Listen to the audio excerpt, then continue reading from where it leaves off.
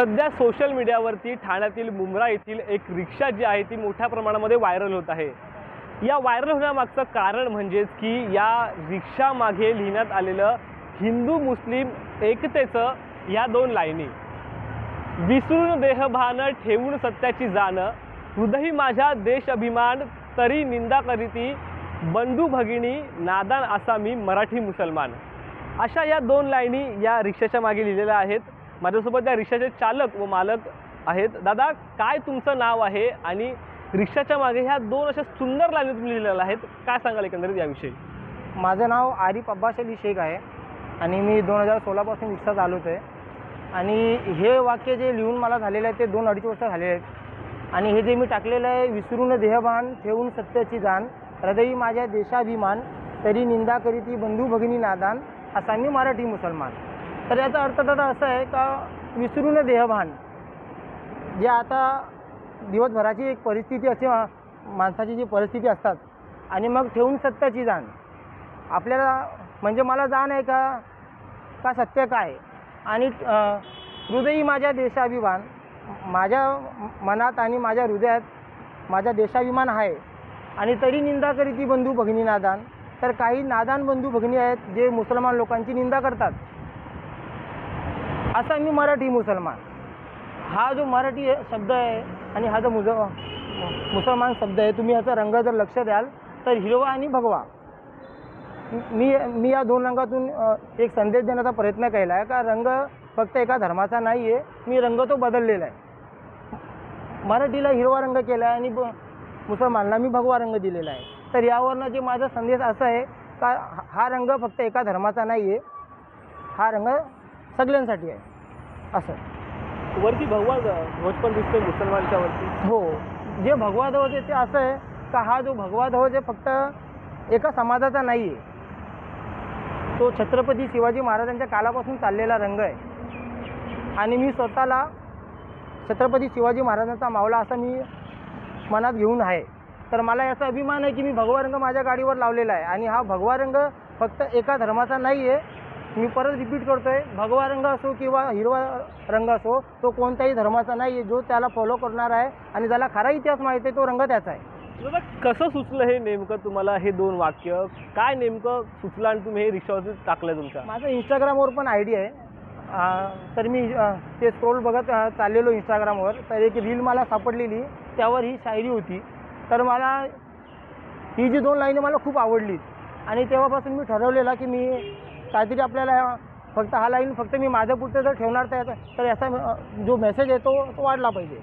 दादा, पाहिलं तर दोन सुंदर वाक्य तुम्ही रिक्षावरती लिहिलेले आहेत। लोकांचं बघण्याचं कसं नजर असते याकडे, लोक कशा प्रकारे प्रतिक्रिया देतात तुम्हाला हे सर्व वाचून? लोकांना तर दादा खूप आवडतो, कारण की मी बहुतेक आपल्या ठाण्यात पण गाडी चालवतो मीटरवर, आणि सायनपर्यंत आपली गाडी जाते तिथपर्यंत मी माझी गाडी घेऊन जातो।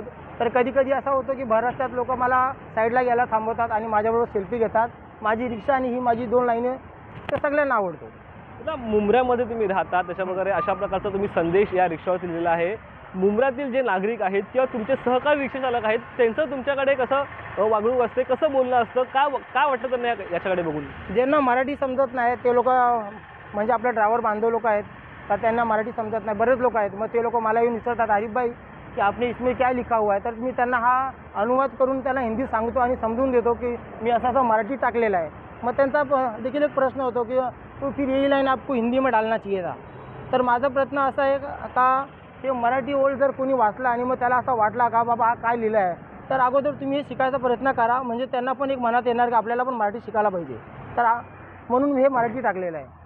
दादा, मुंब्र्यामध्ये कोणत्या भागामध्ये तुम्ही राहता, घरी नेमकं तुमच्या कसं वातावरण असतं, कोणती भाषा जी आहे ती घरी बोलली जाते?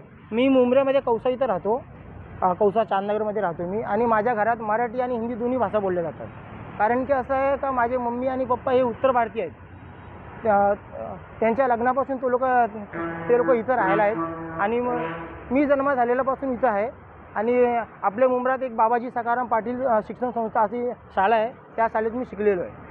तुला पाहिलं तर याच्या खाली मेरी जान अम्मी जान असे लिहिलेलं, या ठिकाणी रियान असेल, या ठिकाणी आयान दिसतं लिहिलं, त्याविषयी काय सांगाल? हे जे टाकलेलं आहे मी बोलणं तर मेरी जान अम्मी जान, आजकालच्या पोरांचा एक नवीन विषय चाललेला असतो का त्यांची जी एफ असते म्हणजे गर्लफ्रेंड, ते लोक त्याची नावं टाकतात, त्याची नावं हायलाईट करतात. तर मी त्यांची नावं हायलाईट करून किंवा माझा तो वागणूकच नाही आहे. माझ्या आईवडिलांनी मला जन्म दिलेला आहे आणि माझ्या आईचा खूप मोठा उपकार आहे माझ्यावर. म्हणून मी हे दर्शवण्यासाठी का पूर्ण माझ्यासाठी माझं जग म्हणजे माझी आई आहे आणि माझी जान एकच आहे, ती म्हणजे माझी आई, निरी जान अम्मी जान.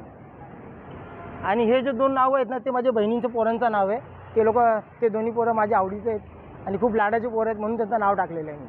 जरा पाहिलं तर आता पहलगामची घटना असेल ती ताजी आहे, दहशतवादी हल्ला झाला होता. त्याचबरोबर मराठी आणि हिंदी बहुभाषिक वाद देखील जो आहे तो महाराष्ट्रामध्ये पाहायला मिळतोय. याच्याकडे कसं पाहता तुम्ही? मराठी आणि हिंदी जे आहे ना, ही हिंदी भाषा कमी आहे असं नाही आहे आणि मराठी भाषा कमी आहे ते असंही नाही आहे.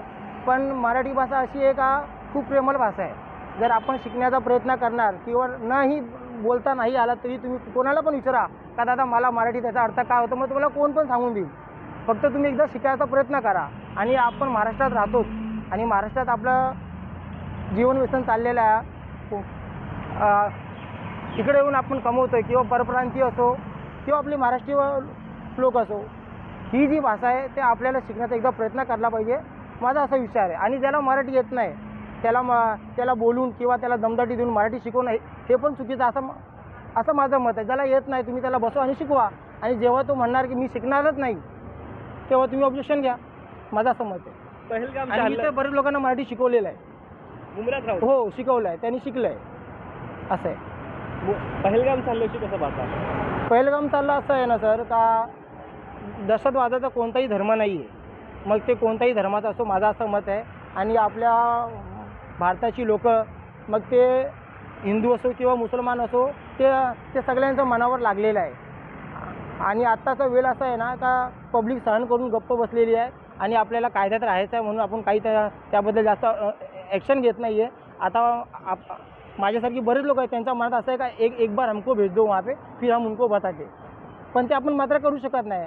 शेवटी आपली कानून व्यवस्था आहे. तर माझं म्हणणं असं आहे का माझ्यासारखे लोक खूप आहेत का त्यांचा सपोर्ट आपल्या आर्मीला आपल्या देशाला आहे आणि माझं देखील आहे. निश्चित पाहिलं तर मुंब्र्यातील व्हायरल होणारी ही रिक्षा आरिफ दादांची आहे आणि या रिक्षाच्या पाठीमागे लिहिणारी ही 2 वाक्य जी आहेत ती सोशल मीडियावरती खरं तर सर्वांचंच लक्ष जे आहे ते वेधून घेत आहेत. शुभम कोळी, झी मीडिया, ठाणे.